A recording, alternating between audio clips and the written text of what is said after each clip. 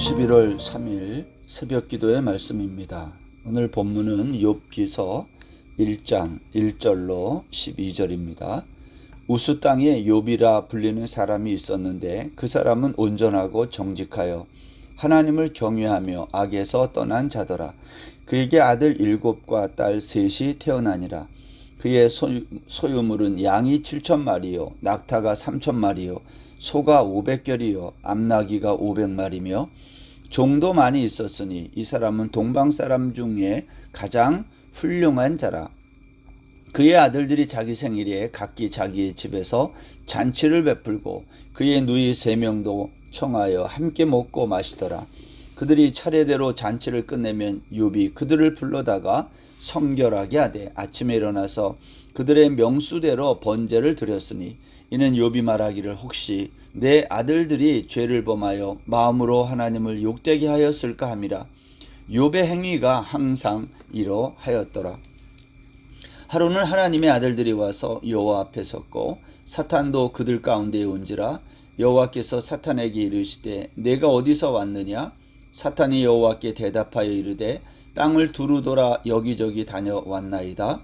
여호와께서 사탄에게 이르시되 내가 내 종 욥을 주의하여 보았느냐? 그와 같이 온전하고 정직하여 하나님을 경외하며 악에서 떠난 자는 세상에 없느니라. 사탄이 여호와께 대답하여 이르되 욥이 어찌 까닭 없이 하나님을 경외하리이까? 주께서 그와 그의 집과 그의 모든 소유물을 울타리로 두르심 때문이 아니니이까? 주께서 그의 손으로 하는 바를 복되게 하사 그의 소유물이 땅에 넘치게 하셨음이니이다. 이제 주의 손을 펴서 그의 모든 소유물을 치소서. 그리하시면 틀림없이 주를 향하여 욕하지 않겠나이까? 여호와께서 사탄에게 이르시되 내가 그의 소유물을 다 내 손에 맡기노라. 다만 그의 몸에는 내 손을 대지 말지니라. 사탄이 곧 여호와 앞에서 물러가니라. 아멘. 오늘부터 우리 욥기서 말씀을 새벽 기도의 시간에 살펴보게 됐는데 오늘은 첫 시간입니다. 욥기 1장 1절에서 12절까지 말씀입니다. 보통 우리가 욥기를 생각할 때 욥이 왜 고난을 당하는가? 고난을 당할 때 욥이 어떻게 해서 그 고난이 갑절에 복이 되었는가? 마지막 부분에 가면 욥이 회복되는 그 장면을 42장에서 보면서 그렇게 말들을 많이 하지 않습니까? 그렇지만 오늘 욥기 1장을 읽어보면 욥이 왜 고난 당하는가? 그 이유가 나와요. 그게 뭡니까? 욥이 고난 당하게 된 것은 사탄이 참소했기 때문입니다. 사탄이 참소를 해요. 오늘 9절 말씀에 보면 사탄이 여호와께 대답하여 이르되 욥이 어찌 까닭 없이 하나님을 경외하리이까? 주께서 그와 그의 집과 그의 모든 소유물을 울타리로 두르심 때문이 아니니까? 주께서 그의 손으로 하는 바를 복되게 하사 그의 소유물이 땅에 넘치게 하셨음이니이다. 이제 주의 손을 펴서 그의 모든 소유물을 치소서.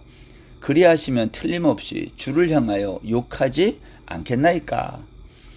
여러분, 이 말씀을 보면 욥이 사탄에게 참소를 당하고 고난을 당하게 된 이유가 뭐냐면 하나님이 욥을 자랑한 거예요.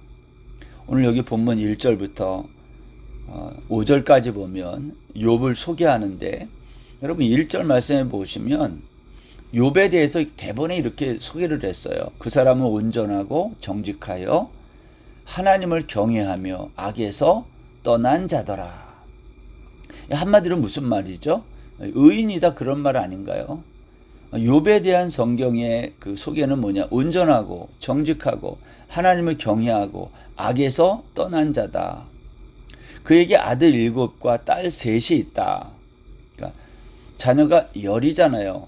더 이상의 행복이 어디 있겠어요? 완전한 행복? 이 땅에서 누릴 수 있는 완전한 사람? 그러한 모습을 보여주지 않습니까? 성경에 보면 이렇게 욥처럼 평가가 좋은 사람이 또 누가 있나요? 욥에 대해서 이렇게 의인이다 이렇게 말했는데 누가 성경에서 의인으로 등장한 사람이 어디 있나요? 없어요. 가만히 생각해 보십시오.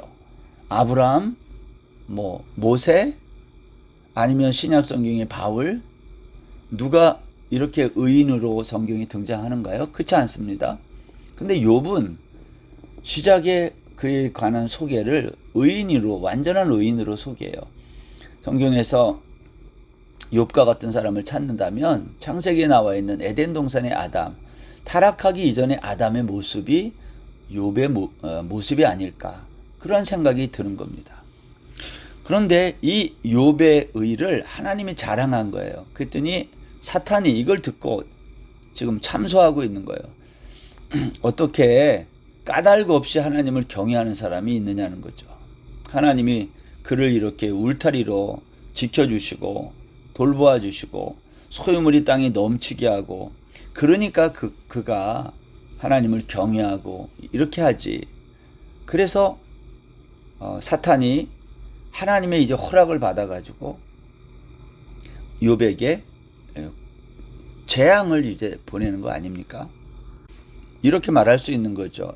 욥이 고난당한 이유는 하나님 때문이다. 하나님이 욥을 자랑하자 사탄이 그것을 참소했다.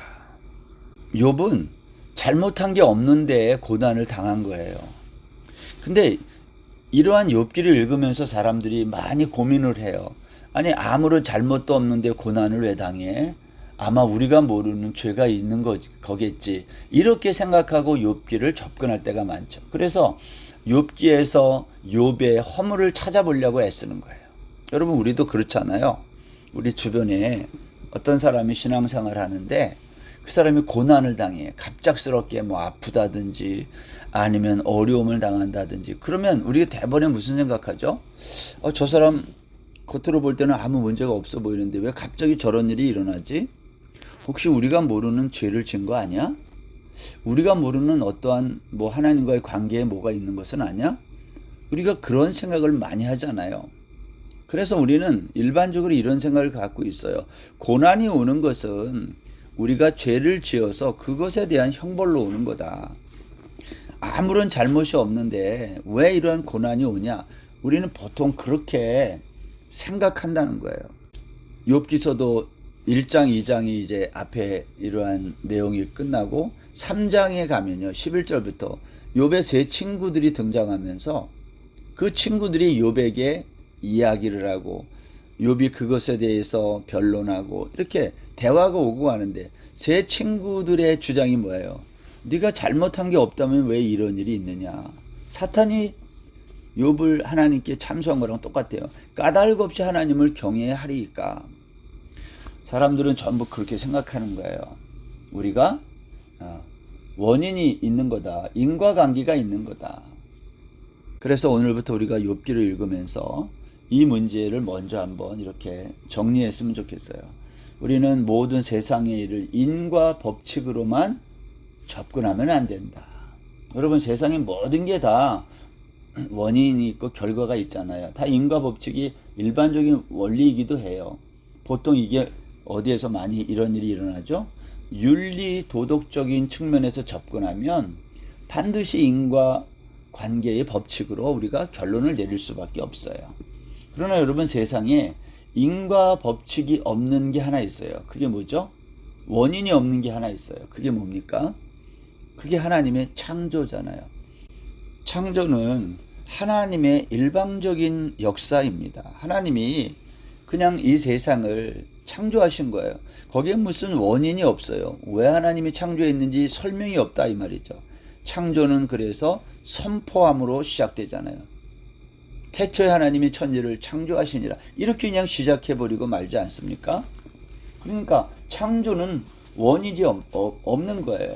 그래서 이 욥기는요, 이렇게 이제 친구들, 세 친구의 이제 변론이 4장부터 3장부터 시작돼서 쭉 나오다가 이제 마지막 뒷장에 가면 38장에 가면 이제 하나님이 등장해 가지고 하나님이 이렇게 말씀을 하세요. 38장 1절에 보면 그때의 여호와께서 폭풍우 가운데에서 욥에게 말씀하여 이르시되 무지한 말로 세상을 어둡게 하는 자가 누구냐? 무지한 말로 세상을 어둡게 하는 자가 누구라는 거예요.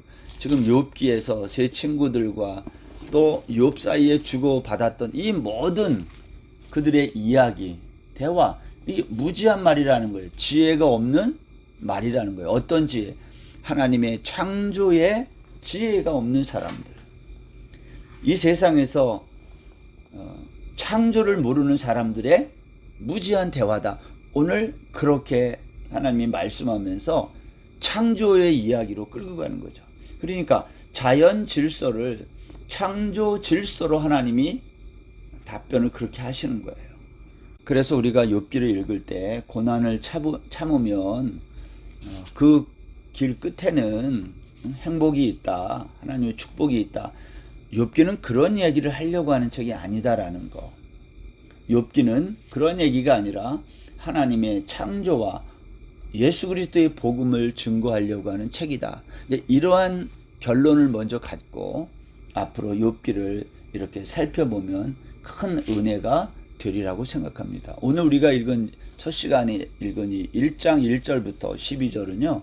먼저 1장 1절부터 5절까지는 욥을 소개하는 거예요. 앞에서 말한 것처럼 욥은 의인이다. 욥은 여기 보면 욥이요.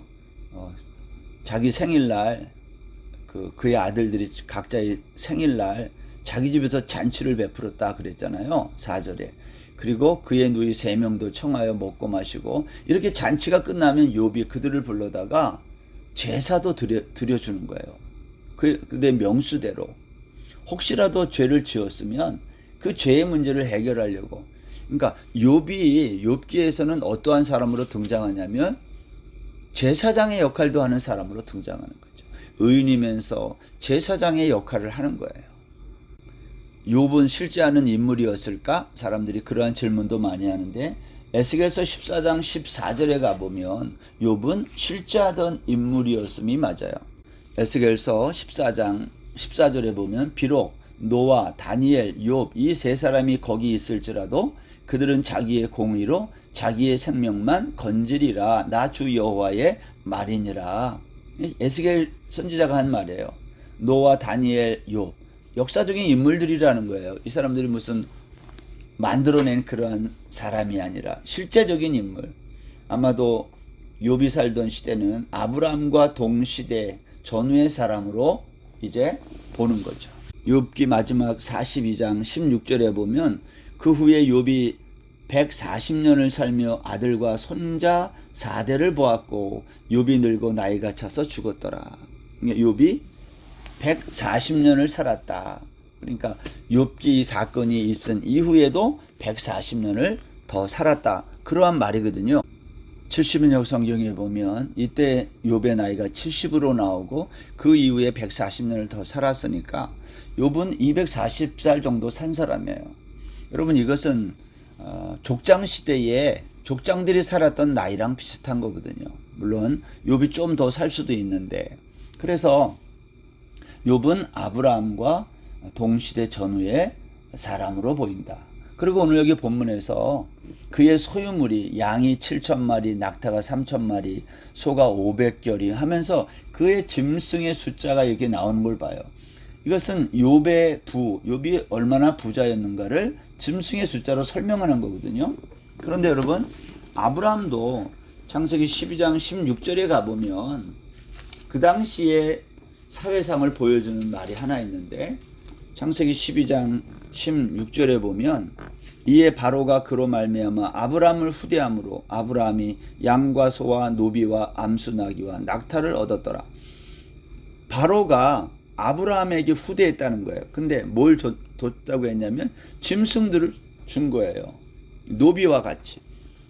이것은 그 당시에 이제 부의 그 계산을 뭘로 했는가? 짐승의 숫자로 했음을 말해주고 있는 거죠. 그런 점에서 욥이라고 하는 사람은 역사 속에 실제하는 인물로 보고 그는 뿐만 아니라 가정의 제사장 역할도 했던 그러한 사람으로 우리가 성경을 통해 볼 수 있습니다. 이 1절부터 5절이 그런 얘기가 끝나고 나서요. 6절부터 보면 이제 천상의 회의, 하늘에서 회의가 일어나는 그 장면이 나와요. 거기 보면 6절에 하루는 하나님의 아들들이 와서 여호와 앞에 섰고 사탄도 그들 가운데 온지라. 사탄이 하나님이 있는 곳에 가서 회의를 했다는 거죠. 그때에 하나님께서 사탄에게 말했어요. 내가 어디서 왔느냐? 사탄이 말하기를 땅을 두루 돌아 여기저기 다녀왔다는 거죠. 그때 하나님이 사탄에게 자랑을 시작했어요. 너는 내 종 욥을 주의하여 봤느냐? 그와 같이 온전하고 정직하여 나를 경외하며 악에서 떠난 자는 세상에 없다. 하나님이 자랑한 거예요. 이게 이제 욥이 당한 재앙의 시작이 여기서부터 시작되는 거죠.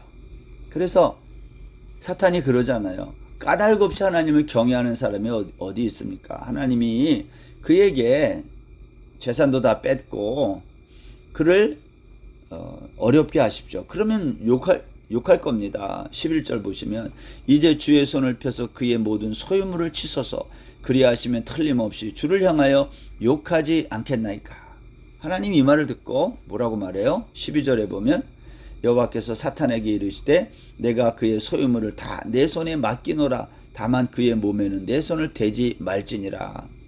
너 욥에게 몸에는 다치지 않게 하고 네 마음대로 그 소유물을 너에게 다 맡긴다 이랬잖아요. 그랬는데 사탄이 어떻게 해요? 이 뒤로 그냥 욥을 그냥 두들겨 패듯이 온갖 재산을 다 빼앗을 뿐만 아니라 그가 가진 몸에도 이제 악한 피부병이 생기게 하고 이렇게 욥의 몸에 손을 대면서 이제 이야기가 시작되는 거예요. 사탄이 곧 여호와 앞에서 물러가니라. 그리고 이제 1장 그 다음 13절 이후부터 13절부터 첫 번째 재앙부터 시작해서 욥에게 재앙이 시작되는 그 장면이 이제 나오는 겁니다.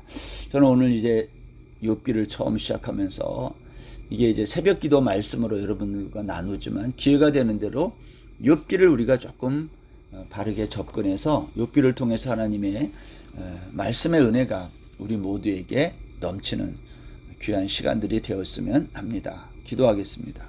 하나님 아버지, 욥이 왜 고난 당할까? 인내하고 참으면 복을 받는다. 그러한 생각을 많이 해왔는데 욥기가 과연 그런 책인지 우리가 욥기를 통해서 다시 한번 은혜를 받고 하나님이 욥기라고 하는 이 긴 성경 이야기를 통해서 우리에게 무슨 말씀을 하고 싶은지를 돌아보는 귀한 시간 되게 하여 주옵소서. 감사하며 예수님의 이름으로 기도드립니다. 아멘. 오늘 하루도 평안하세요.